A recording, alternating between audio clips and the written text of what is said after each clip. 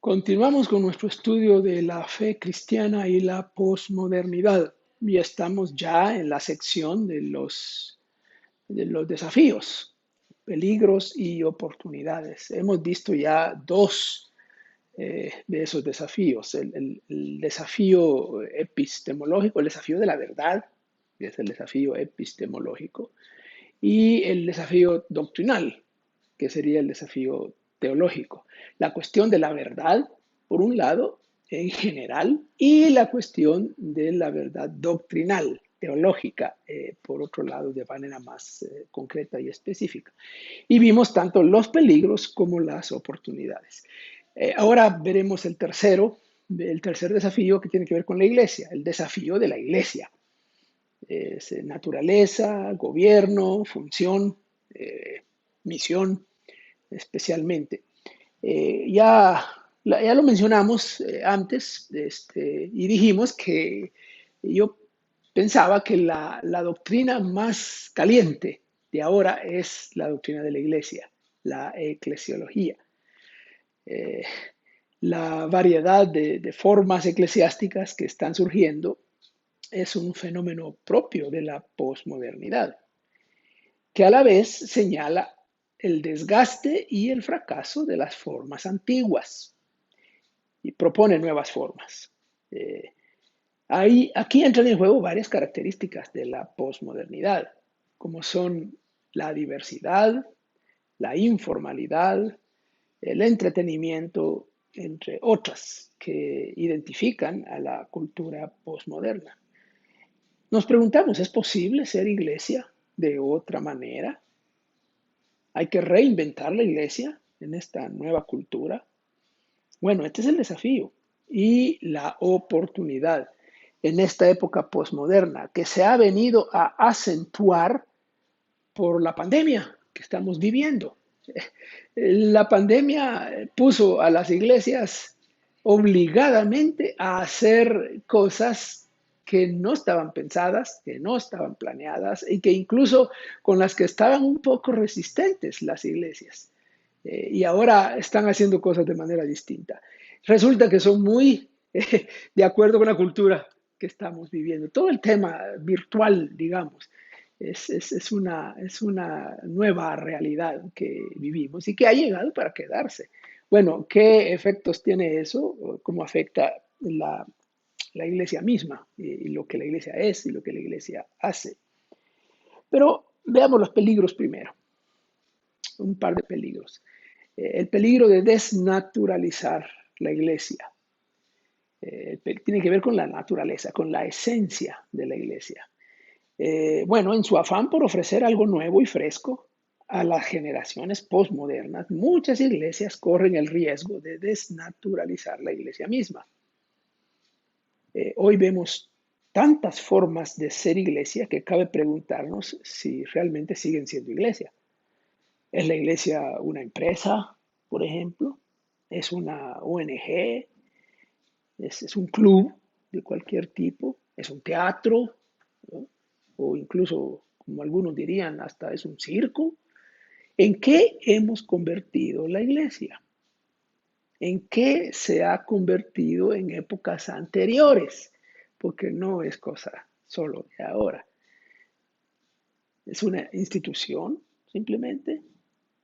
Es una jerarquía. Es un estado. ¿Son válidas estas nuevas formas de ser iglesia? Parece que este peligro ha estado presente en todas las épocas de la historia de la iglesia. Pero, como sucede con otras cosas, en la posmodernidad se acentúa. De todos modos, tenemos la oportunidad de reflexionar alrededor de este asunto. Bueno, la iglesia es una comunidad de creyentes, es una familia, es el pueblo de Dios.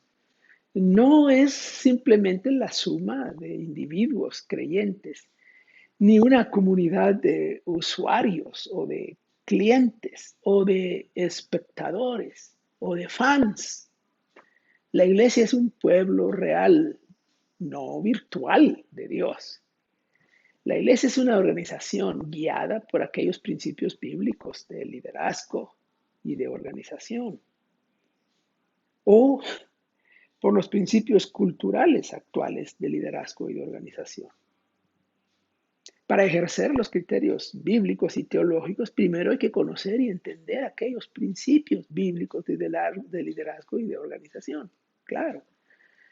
De manera que la eclesiología presenta una oportunidad sin límite para reelaborar teológicamente esta doctrina, a la luz de las nuevas circunstancias, las nuevas realidades que se viven en la posmodernidad. Bueno, es el primer peligro. El segundo peligro es el peligro de desvirtuar la misión de la iglesia. El uno tiene que ver con la naturaleza, el otro tiene que ver con la misión. Otro peligro en la eclesiología es desvirtuar o desviar la misión de la iglesia. Muchas iglesias postmodernas, iglesias contemporáneas, digamos, han entendido la misión como simplemente crecer, ser más grandes, más influyentes, más solventes económicamente. La meta de la iglesia ha llegado a ser ella misma. En algunos casos dan tristeza y lástima. Y así que la meta es la simple sobrevivencia. Entre las iglesias históricas tradicionales está pasando algo así. Las iglesias están languideciendo y dan lástima. Así que su trabajo es sobrevivir.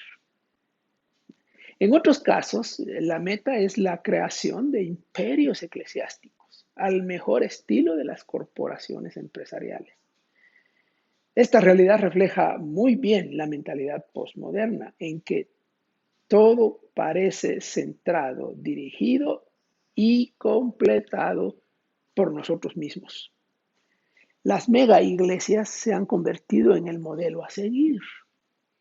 Es curioso que aunque muchos pastores de iglesias pequeñas y medianas critican a los líderes de las mega iglesias, en el fondo quisieran ser como ellos, al frente de una de esas mega iglesias. Parece que la iglesia se ha olvidado o nunca ha entendido que la misión es de Dios y que está dirigida a los demás con todo y lo que eso significa.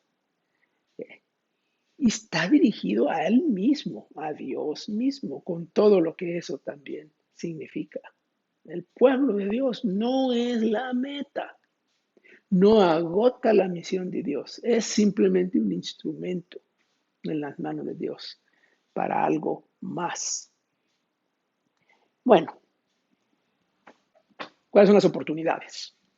Dentro del tema eclesiológico se presentan oportunidades valiosas en esta época postmoderna. Para empezar, debemos preguntarnos seriamente si hay otras maneras de ser iglesia. ¿Hay ejemplos postmodernos de iglesia en que se pueden ver y analizar? ¿Cuáles serían? Hay movimientos eclesiásticos que surgen en esta época como una alternativa a formas más tradicionales de ser iglesia. Un ejemplo notable es el de las mega iglesias independientes. No es necesario estar de acuerdo con esta modalidad de iglesia para reconocer las virtudes y los aportes que hacen al tema eclesiológico. Sí, algo que se debe reconocer es que estas iglesias ponen en evidencia las fallas del sistema, por ejemplo, denominacional clásico, que parece que está, como ya dije, languideciendo. Al menos podemos observar que es posible ser iglesia, en el sentido organizacional, me refiero, sin vinculación alguna con las denominaciones históricas. Además, hay muchas iglesias que, sin ser megas, también se organizan de manera independiente con respecto a las denominaciones históricas. Las estructuras denominacionales se originaron en tiempos de la Reforma Protestante del siglo XVI, pero se establecieron institucionalmente durante la época de la modernidad, como cualquier otra estructura social. Así que a estas alturas de la posmodernidad, estas estructuras se ven no solamente desgastadas, sino objeto del rechazo posmoderno, como cualquier otra institución. Por eso es que han proliferado estas iglesias independientes. Otras alternativas de iglesias en esta época son las llamadas iglesias emergentes que surgieron en Inglaterra y en Estados Unidos en la segunda mitad del siglo XX, más bien al final, pero que se han desarrollado también en América Latina. Estas iglesias ofrecen formas nuevas y frescas de organización, de ministerios estratégicos, creativos, de relaciones interpersonales. Muchas de ellas no tienen ni están interesadas en tener templos, por ejemplo. En fin, se presentan como iglesias relajadas, postmodernas. También han surgido otro tipo de iglesias que salen de las formas tradicionalmente reconocidas. Una modalidad muy popular entre profesionales y hombres de negocios son los estudios bíblicos, que para muchos de ellos son solamente una actividad más dentro de su agenda, pero siguen vinculados formalmente a alguna iglesia local organizada. Sin embargo, para otros, estos estudios bíblicos son su iglesia, porque no tienen ninguna afiliación eclesiástica y no están interesados en tenerla.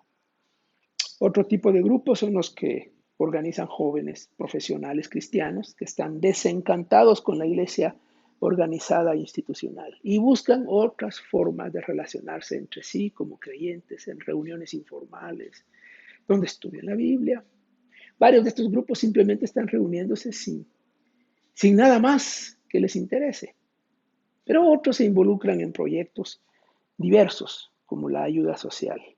Hay otras formas que están surgiendo, pero lo importante que queremos subrayar aquí es que parece que sí es posible ser iglesia de formas no tradicionales. Como ya se dijo antes, no es necesario estar de acuerdo con estas formas para reconocer la necesidad de reinventar la iglesia en su organización, gobierno y estrategias ministeriales.